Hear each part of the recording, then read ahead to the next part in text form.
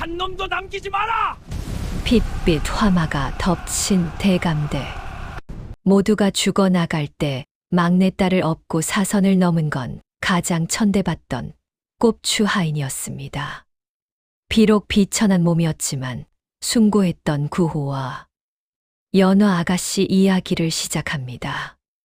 옛날 옛적 한양 도성 안에서도 내로라 하는 세도가들이 모여 사는 북촌 마을 어귀에 그 위세가 하늘을 찌를 듯 대단한 김대감 댁이 자리 잡고 있었단다. 99칸 고래등 같은 기와집은 멀리서 보아도 그 웅장함에 주눅이 들 정도였고, 소슬대문 앞에는 밤낮으로 문지기들이 눈을 부라리며 지키고 서 있어 감히 자빈들은 얼씬도 못하는 곳이었지.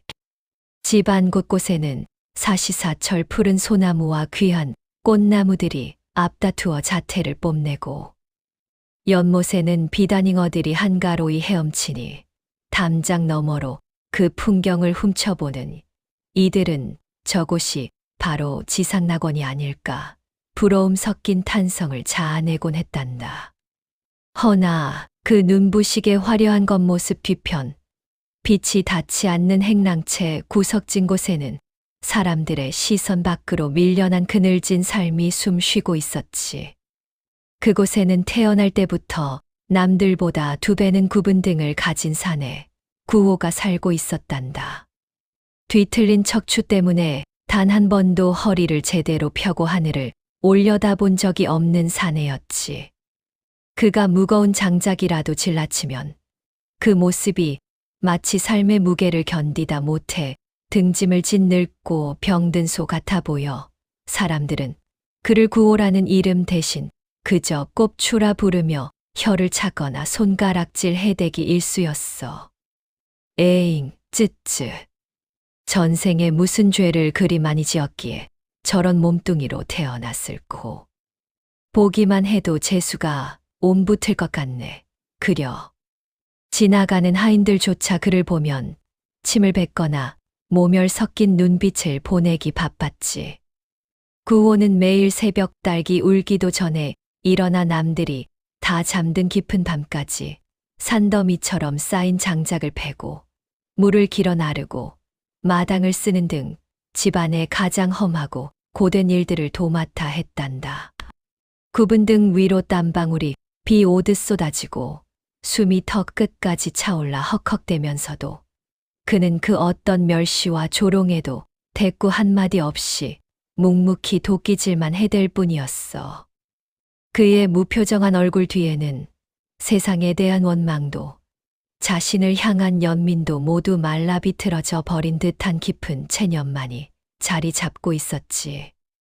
그저 오늘도 줄인 배를 채울 수 있는 거친 보리밥 한 덩이와 몸을 누일 수 있는 차가운 윗목 한 켠이 그에게 허락된 삶의 전부인 것처럼 그는 그렇게 그림자처럼 살아가고 있었단다. 그러던 어느 화창한 봄날이었지. 따스한 햇살이 김대감댁의 높은 담벼락을 비추고 담장 너머로 흐드러지게 핀 매화 향기가 바람을 타고 거리에 퍼져나갈 때였어.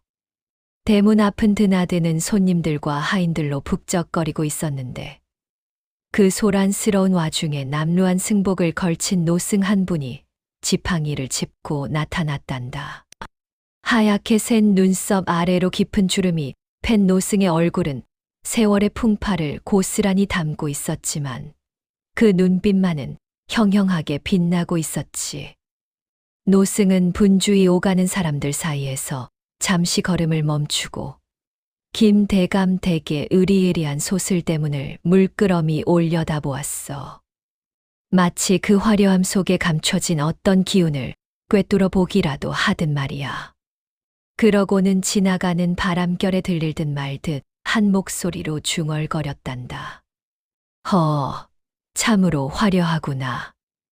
허나 눈부시게 피어난 꽃일수록 비바람이 몰아치면 가장 먼저 시들어 떨어지는 법이지.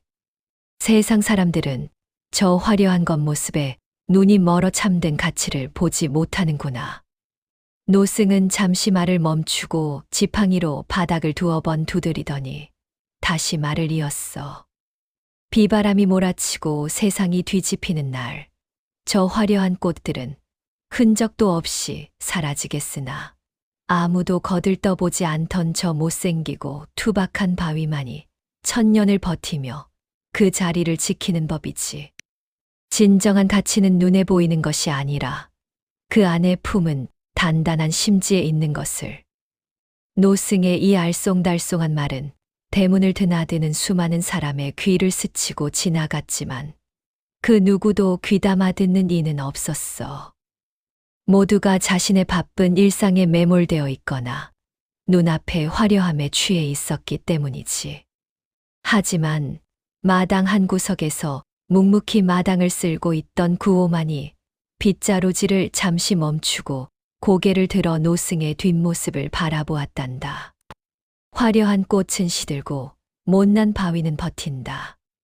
구호는 노승이 남긴 그 말을 마음속으로 몇 번이고 되뇌었어. 평생 못난 바위처럼 천대받으며 살아온 자신을 두고 하는 말 같기도 하고, 지금 눈앞에 펼쳐진 김대감 댁의 영화가 영원하지 않을 거라는 불길한 예언 같기도 했지.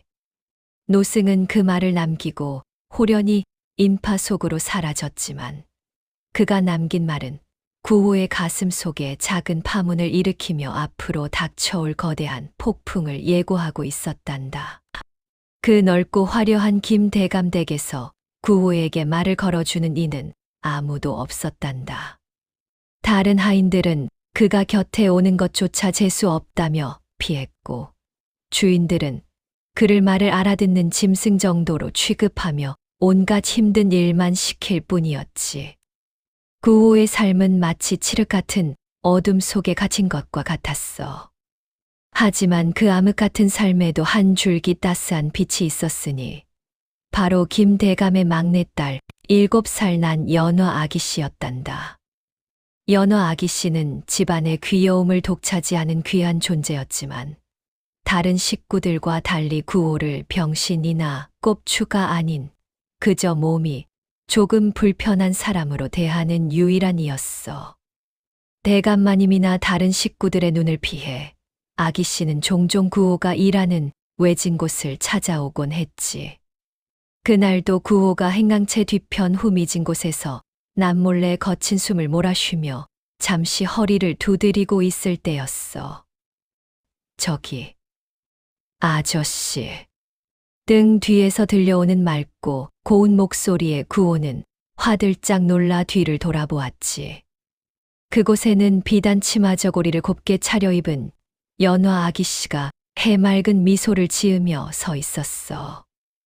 아기씨의 등장에 당황한 구호는 황급히 몸을 숙여 절을 하려 했지만 굽은 등 때문에 그마저도 쉽지 않았지. 아이고 아기씨, 여긴 어인 일이십니까? 저 같은 천한 놈이 있는 곳은 아기씨가 오실 곳이 못 됩니다요.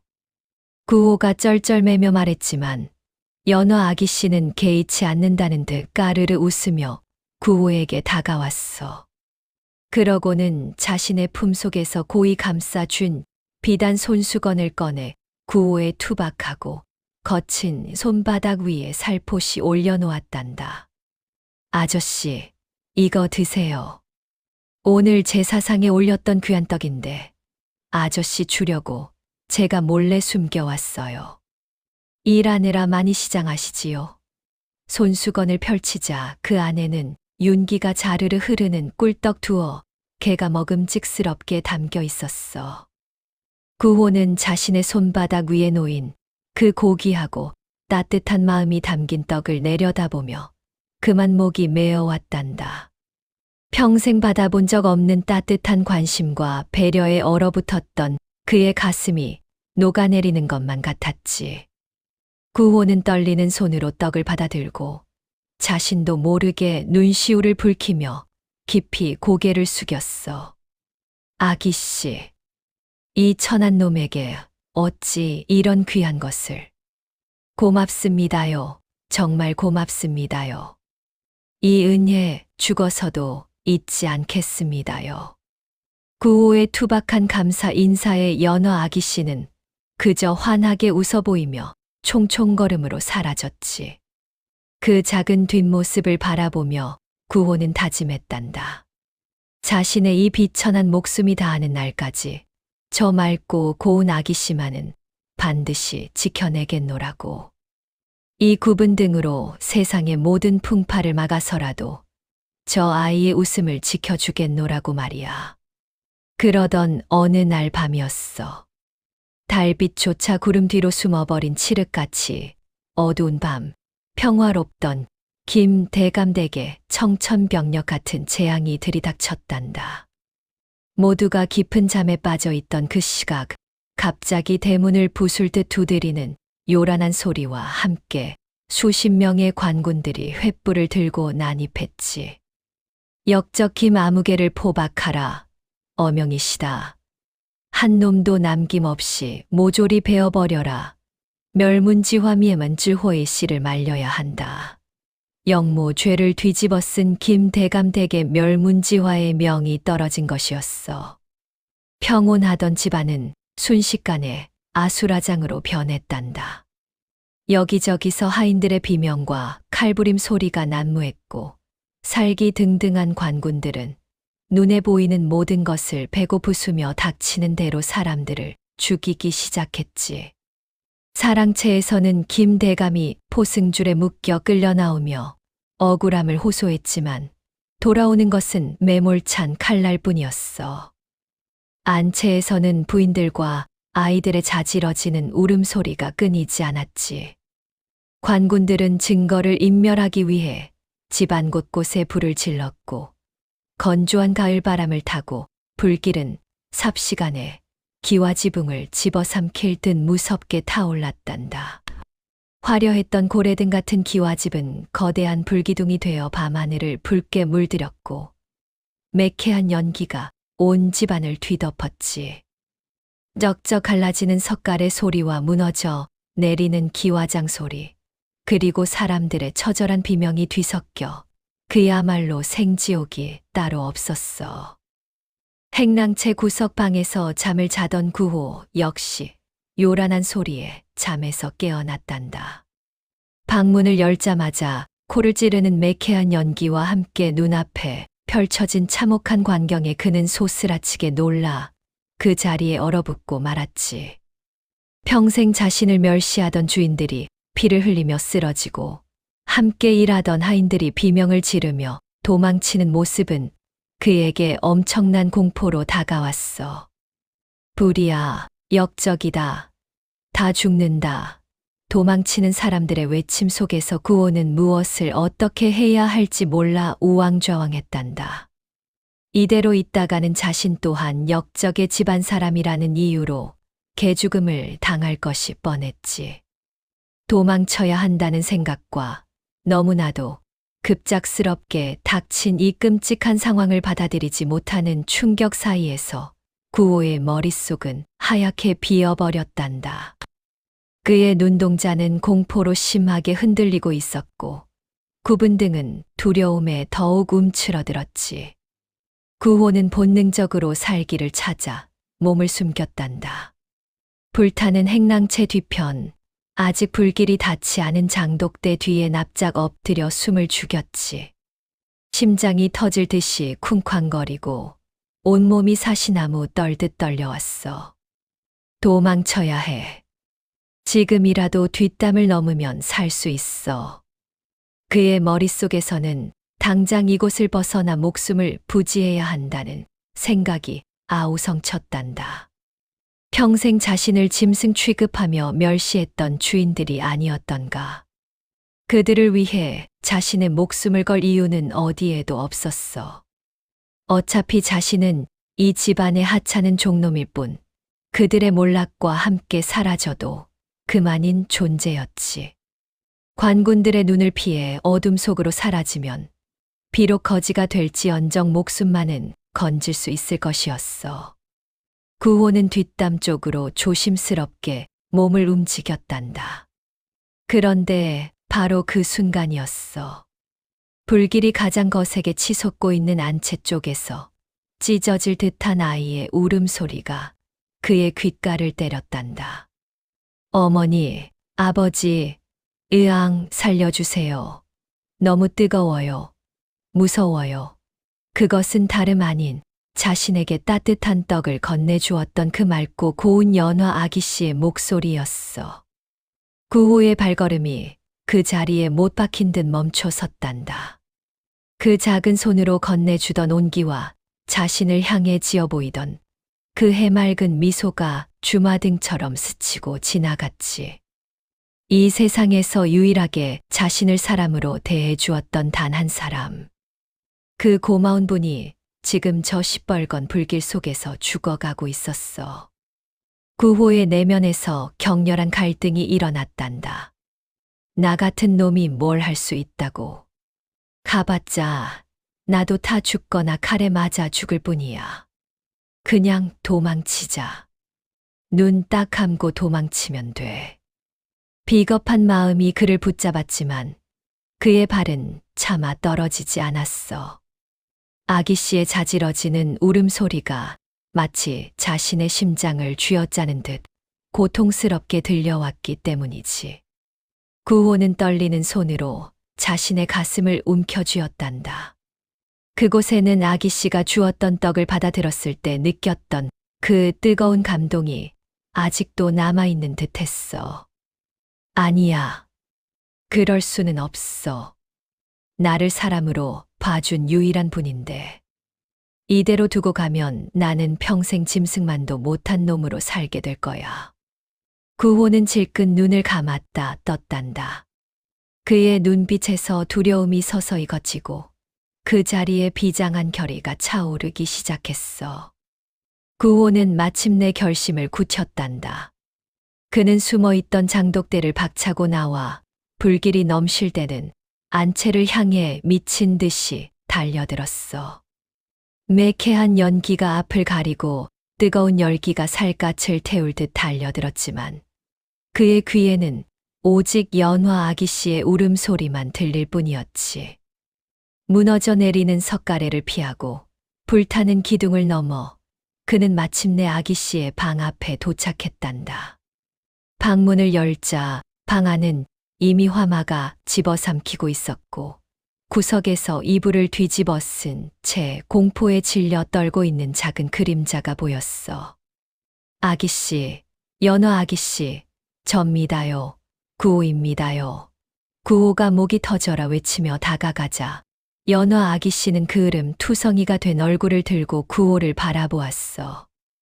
공포에 질려 초점을 잃은 눈동자였지만 구호를 알아보는 순간 안도감에 왈칵 울음을 터뜨렸지. 아저씨. 으앙, 무서워요. 살려주세요. 구호는 지체할 틈이 없었단다. 그는 방 한쪽에 개켜져 있던 두꺼운 비단 이불을 가져와 아기 씨를 머리끝까지 꽁꽁 싸맸어. 혹시라도 불똥이 튀어 귀한 몸이 상할까봐 자신의 몸으로 최대한 가리면서 말이야. 그러고는 그 작은 몸뚱이를 번쩍 들어 자신의 굽은 등에 업었단다. 평생 무거운 짐만 져왔던 그의 등이 오늘 밤에는 세상에서 가장 귀한 생명을 지키는 요람이 된 것이었지. 아기씨, 꽉 잡으셔야 합니다요. 절대 눈을 뜨시면 안 됩니다요. 이놈이 무슨 일이 있어도 아기씨만은 살려낼 것입니다요. 구호는 이를 악물고 불타는 방을 빠져나왔어.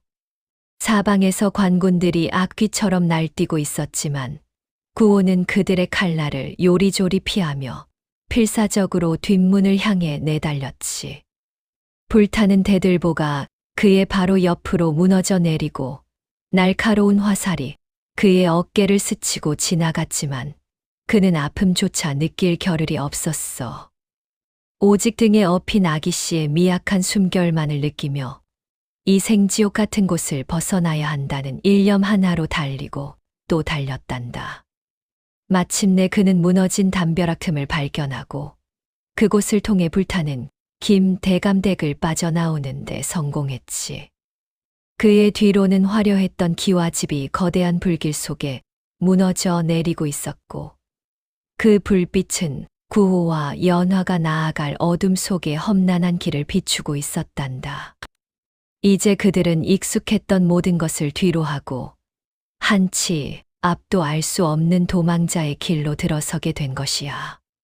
관군들의 추격을 피해 정신없이 산속을 헤매기를 몇 시각, 구호는 더 이상 발자국 소리가 들리지 않는 깊은 산중턱에 이르러서야 겨우 걸음을 멈추었단다.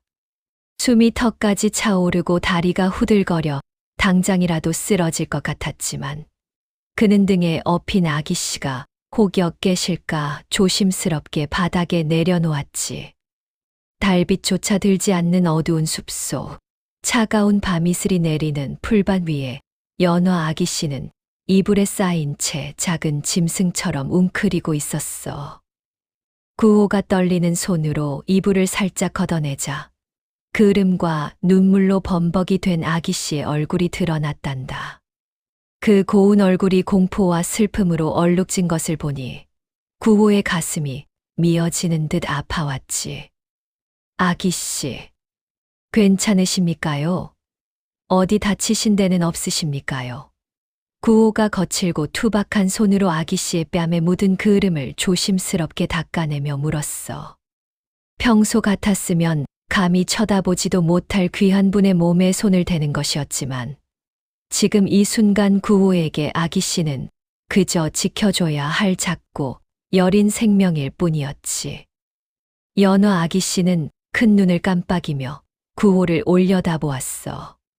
하루아침에 부모와 집을 모두 잃고 낯선 산속에 버려진 아이의 눈에는 깊은 절망과 두려움이 가득했지. 하지만 그 눈빛 속에는 자신을 구해준 이 못생기고 천한 하인에 대한 본능적인 의지와 감사가 섞여 있었단다. 아저씨, 우리 엄마 아빠는요? 유모는요? 다들 어디 갔어요? 아기씨가 갈라진 목소리로 물었어. 구호는 차마 진실을 말할 수가 없어서 그저 고개를 푹 숙인 채 마른 침만 삼켰지.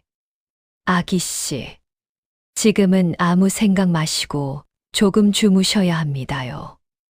날이 밝으면 다 만나실 수 있을 겁니다요. 구호는 서투른 거짓말로 아기씨를 달래며 자신의 낡은 겉옷을 벗어 아기씨에게 덮어주었어. 밤바람이 차가웠지만 자신의 추위 따위는 중요하지 않았지. 구호는 아기씨의 곁에 쭈그리고 앉아 혹여 산짐승이라도 나타날까 밤새 주위를 경계했단다. 이날 밤, 이 춥고 어두운 숲속에서 천한 곱추하인과 고귀한 아기씨라는 신분의 벽은 허물어지고 오직 서로를 의지해야만 살 수 있는 보호자와 아이라는 새로운 관계가 싹 트기 시작했단다. 구호의 가슴 속에는 아기씨를 향한 마치 아비가 자식을 생각하는 것과 같은 애틋하고 깊은 책임감이 자리 잡게 되었지.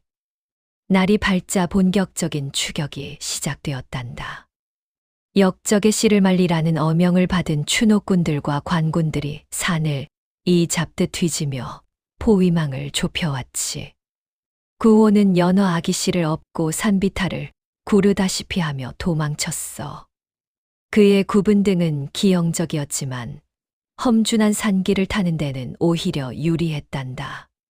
그는 평생 거친 일을 하며 다져진 체력과 눈썰미로 짐승들이나 다닐 법한 좁은 길을 찾아내고 깎아지른 절벽을 타고 넘으며 추격자들을 따돌렸지. 한 번은 관군들이 바로 코앞까지 들이닥쳐 절체절명의 위기를 맞기도 했어. 구호는 급한 대로 아기씨를 데리고 인근에 버려진 숯가마 속으로 숨어들었단다. 좁고 시커먼 가마 안에서 두 사람은 숨소리조차 내지 못한 채 서로를 꼭 끌어안고 있었지. 밖에서는 관군들이 숯가마 주변을 쿡쿡 찌르며 수색하는 소리가 들려왔어. 분명 이 근처에서 발자국이 끊겼는데. 샅샅이 뒤져라. 쥐새끼 한 마리도 놓쳐선 안 된다. 쇠창이 가마 입구를 스치고 지나갈 때마다 연화 아기씨의 몸이 사시나무 떨듯 떨려왔지. 구호는 자신의 크고 투박한 손으로 아기씨의 입을 막고 다른 한 손으로는 아기 씨의 등을 토닥이며 무언의 위로를 건넸어.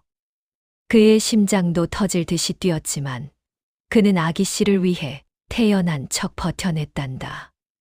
다행히 관군들은 더 이상 의심하지 않고 다른 곳으로 이동했고 두 사람은 간신히 목숨을 부지할 수 있었지. 또 어떤 날은 추격자들의 눈을 피하기 위해 거지 소굴로 숨어들기도 했어.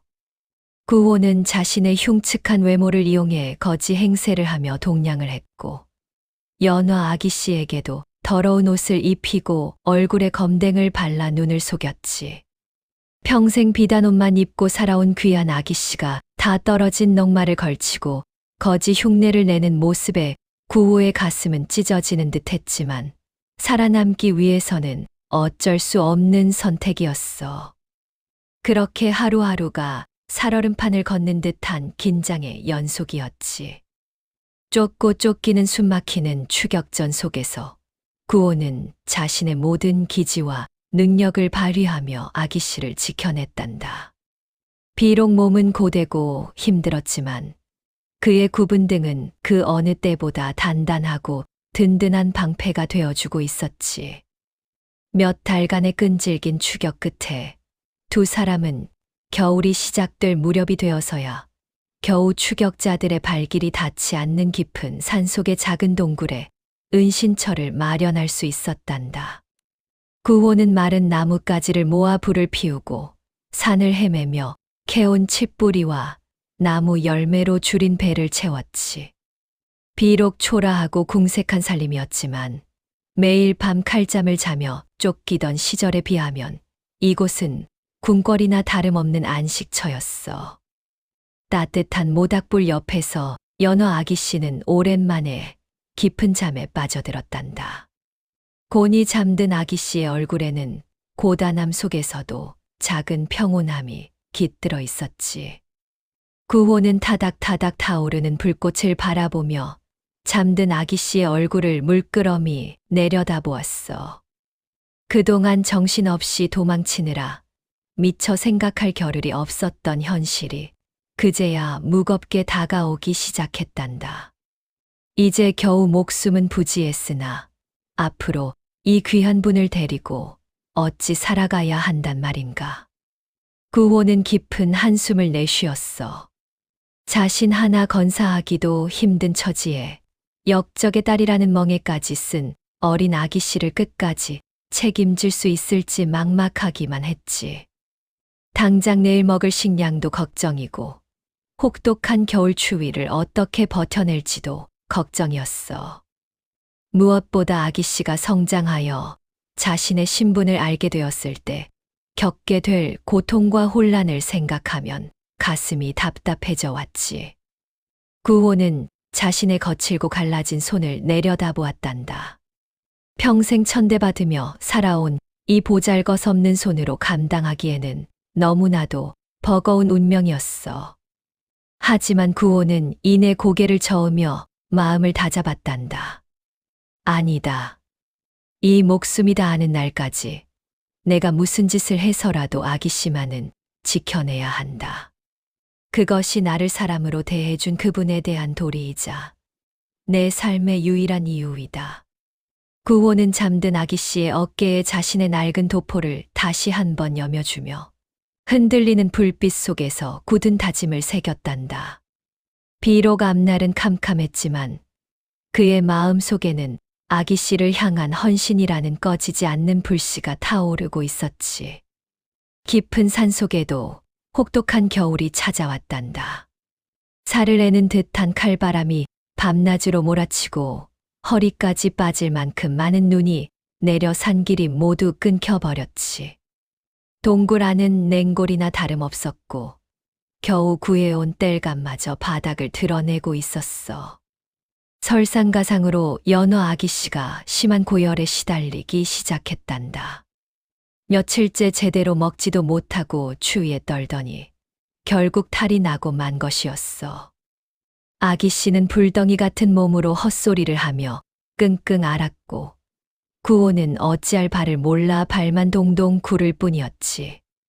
아기 씨, 정신 좀 차려보십시오요. 제발. 이러다 큰일 나십니다요. 구호는 자신의 옷을 벗어 아기 씨를 감싸고 차가운 눈을 녹여 물수건을 만들어 이마에 올려주었지만 열은 좀처럼 내리지 않았어. 아기 씨를 살리기 위해서는 약초라도 구해야 했지만 밖은 눈보라가 몰아치는 설산이었고 무엇보다 더 큰 위협이 도사리고 있었단다. 끈질기게 그들의 뒤를 쫓던 악랄한 추노꾼이 기어코 이 깊은 산중까지 냄새를 맡고 찾아온 것이었지. 그는 돈을 위해서라면 물불을 가리지 않는 잔혹한 자로 역적의 딸을 잡아 큰 상금을 받을 생각에 혈안이 되어 있었어. 구호는 동굴 밖에서 들려오는 낯선 발자국 소리와 거친 숨소리에 온 신경을 곤두세웠단다. 이놈들, 기어이 여기까지. 구호는 본능적으로 위험을 감지하고 아기 씨를 동굴 가장 깊숙한 곳에 숨겼어. 그리고 자신은 동굴 입구 쪽에 웅크리고 앉아 손에 잡히는 대로 돌멩이와 나뭇가지를 움켜쥐었지. 밖에서는 추노꾼이 눈 위에 난 희미한 발자국을 발견하고는 회심의 미소를 짓고 있었어. 흐흐흐. 요 쥐새끼들 아주 꽁꽁 숨었구나. 내 오늘 너희들을 잡아서 팔자를 고치리라. 추노꾼의 섬뜩한 혼잣말이 바람을 타고 동굴 안으로 흘러들어왔지. 구호는 숨조차 제대로 쉴 수 없는 공포 속에서 떨리는 손으로 아기 씨의 입을 틀어막았단다. 밖에서는 점점 포위망이 좁혀오고 안에서는 아기 씨의 생명이 꺼져가는 그야말로 진퇴양난의 위기였지. 결국 우려했던 최악의 상황이 벌어지고 말았단다. 고열로 신음하던 아기 씨를 위해 목숨을 걸고 눈속을 헤매며 약초를 구하러 나갔던 구호가 동굴로 돌아오던 길에 매복하고 있던 추노꾼에게 발각되고 만 것이었지. 이놈, 내 놈이 바로 그 역적 집안의 꼽추 종놈이로구나. 그 계집아이는 어디에 숨겼느냐. 추노꾼은 다짜고짜 구호에게 달려들어 무자비한 폭행을 가하기 시작했어. 몽둥이가 구호의 굽은 등과 머리를 사정없이 내리쳤고 구호는 비명을 지르며 눈밭에 쓰러졌지. 말해라. 그년만 넘기면 내 놈 목숨은 살려주마. 추노꾼은 쓰러진 구호를 발로 짓밟으며 윽박질렀어. 입안이 터져 피가 흘러나오고 온몸의 뼈가 부러지는 듯한 고통이 밀려왔지만 구호는 이를 악물고 버텼단다. 모릅니다요. 저는 그냥 약초나 캐러 다니는 떠돌이입니다요. 구호는 가쁜 숨을 몰아쉬며 끝까지 잡아댔지. 하지만 노련한 추노꾼이 그 말을 믿을 리가 없었어. 이 독한 놈, 그래, 내 놈이 죽어야 입을 열겠구나. 추노꾼의 폭행은 더욱 잔혹해졌고 구호의 의식은 점점 흐릿해져 갔단다. 그는 피범벅이 된 채 차가운 눈밭에 처박혀 자신의 무력함을 뼈저리게 느껴야 했지. 아기 씨, 죄송합니다요. 이 못난 놈이. 결국 그의 눈앞에 아기 씨가 열병으로 고통스러워하던 모습이 아른거렸어. 자신이 여기서 무너지면 동굴 속에 홀로 남겨진 아기 씨는 꼼짝없이 추노꾼의 손에 넘어가거나 추위와 병마 속에서 쓸쓸히 죽음을 맞이하게 될 것이었지. 평생을 바쳐 지키려 했던 소중한 생명이 자신의 눈앞에서 꺼져가고 있었어. 구호는 차가운 눈 속에 얼굴을 파묻고 소리 없는 오열을 토해냈단다. 모든 희망이 사라지고 깊은 절망의 그림자가 그를 집어삼키고 있었지. 추노꾼은 구호가 죽은 줄 알고 잠시 자리를 비운 사이 구호는 차가운 눈밭에 홀로 남겨졌단다. 온몸이 찢겨나간 듯한 고통 속에서 그는 점점 꺼져가는 의식의 끝자락을 붙잡고 있었지. 칠흑 같은 밤하늘에서는 무심하게 눈발만 흩날리고 있었어. 차라리 이대로 죽는 게 나을지도 몰라. 나 같은 놈이 살아봤자 무슨 소용이 있겠어. 구호는 자신의 처지를 비관하며 깊은 절망의 늪으로 빠져들었단다. 평생 꼽추라는 이유로 손가락질 받고 짐승처럼 부려지다 결국 이렇게 비참한 최후를 맞이하는 자신의 삶이 너무나도 한스러웠지. 역적의 딸을 숨겨준 죄로 능지처참을 당한다 해도 할 말이 없는 처지였어. 그는 스스로를 저주하며 삶의 끈을 놓아버리려 했단다. 바로 그때였어. 흐릿해지는 그의 귓가에 환청처럼 아기 씨의 목소리가 들려왔단다. 아저씨, 이거 드세요. 그것은 먼 옛날 따뜻한 봄날의 아기 씨가 자신에게 떡을 건네주며 했던 말이었어. 그 맑고 고운 목소리, 그 따뜻했던 손길, 그 해맑은 미소가 주마등처럼 그의 뇌리를 스치고 지나갔지.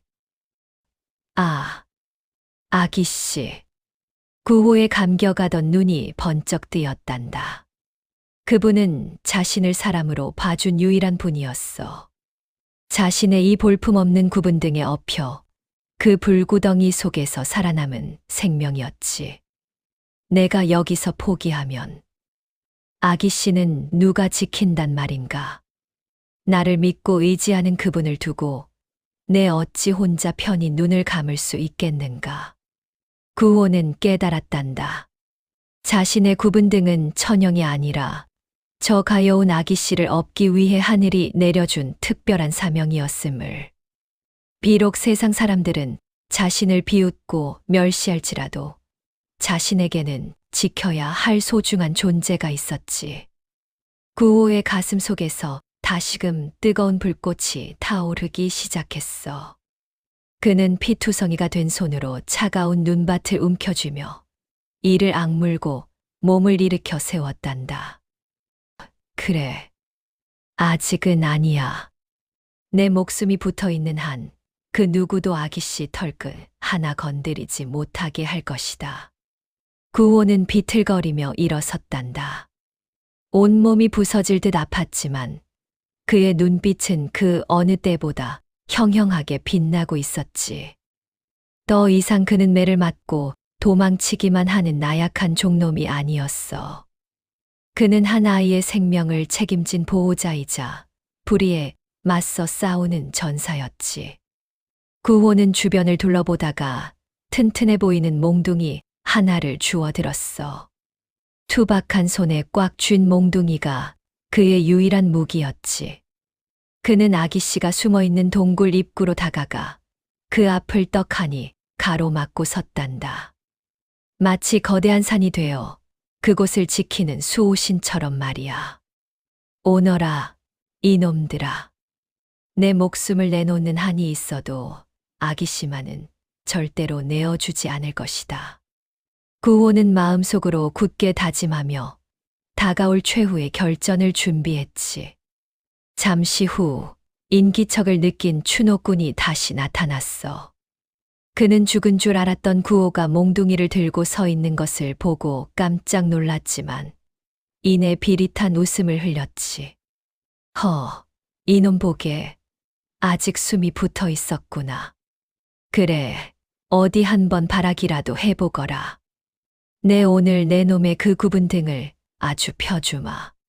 추노꾼은 시퍼런 칼을 뽑아 들고 천천히 구호에게 다가왔어. 구호는 마른 침을 삼키며 몽둥이를 고쳐 잡았지. 그의 심장은 거칠게 뛰었지만 두 발은 땅에 뿌리를 박은 듯 조금도 물러서지 않았단다. 매서운 눈보라가 몰아치는 설산 한가운데서 한 남자의 처절하고도 위대한 싸움이 시작되려 하고 있었지. 이압, 구호가 짐승 같은 포효를 내지르며 추노꾼에게 달려들었단다. 비록 무술을 배운 적은 없었지만 아기 씨를 지키겠다는 일념 하나로 죽기 살기로 덤벼들었지.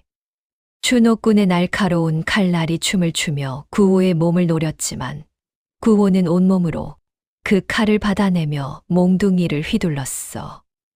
이 독한 놈, 죽어라. 추노꾼이 당황하며 칼을 휘둘렀고 구호의 어깨와 팔에서는 붉은 선혈이 낭자하게 튀었지. 하지만 구호는 고통도 잊은 채 마치 성난 황소처럼 추노꾼을 몰아붙였어. 그의 굽은 등은 추노꾼의 공격을 막아내는 방패가 되었고 그의 투박한 손은 추노꾼의 숨통을 조이는 무기가 되었지. 싸움은 치열했어. 눈밭은 두 사람의 피로 붉게 물들었고 거친 숨소리와 비명소리가 산을 울렸지. 마침내 구호는 마지막 힘을 짜내 추노꾼의 허리를 끌어안고 동굴 옆 낭떠러지 쪽으로 돌진했단다. 같이 죽자 이놈아. 아기씨는 절대로 못 데려간다. 구호의 외침이 메아리치고 두 사람은 서로 뒤엉킨 채 천길 낭떠러지 아래로 떨어져 내렸지. 안 돼. 이거 놔. 으악. 추노꾼의 처절한 비명이 눈보라 속에 묻히고 깊은 골짜기 아래로 둔탁한 소리가 들려왔어. 그리고는 다시 산속에는 정적만이 흘렀단다. 잠시 후 소란스러운 소리에 겨우 정신을 차린 연화 아기씨가 비틀거리며 동굴 밖으로 나왔어. 그녀의 눈에 들어온 것은 붉은 피로 얼룩진 눈밭과 낭떠러지 끝에 걸려있는 구호의 낡은 신발 한 짝뿐이었지. 아, 아저씨, 구호 아저씨, 아기씨가 떨리는 목소리로 불렀지만 대답은 없었어. 사태를 파악한 아기씨는 그 자리에 주저앉아 구호의 신발을 끌어안고 목 놓아 울었단다. 아저씨.